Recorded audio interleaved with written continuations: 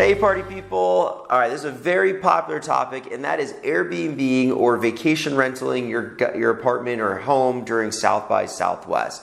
So I want to dive into this and give you some tips on doing that this year. At one point, I had 7 apartments that I Airbnb'd, and so I've got some insight for you that should be really helpful. So one is start early, get that listing up there right away, because people start booking in January for South by Southwest in March, and really the prime time is going to be in February. So once we're about 30 days out is when you probably want to start dropping your prices a little bit, and even along the way drop them a little bit and test the waters.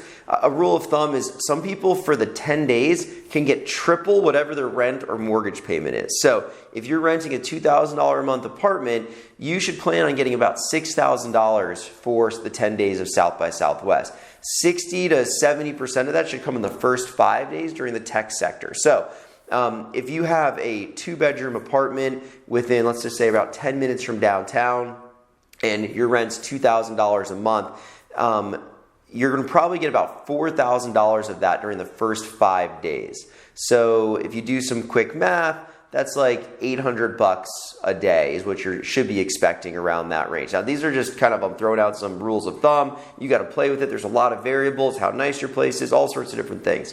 And then I would probably cut my price in half for the second half of South by Southwest. Music, there's not as much money coming into town with all the corporate sponsors and everything else that's going on, where a company will just pay for their employee to come to South by, and sure, $800 a night for 2 of you, that's just kind of the going rate.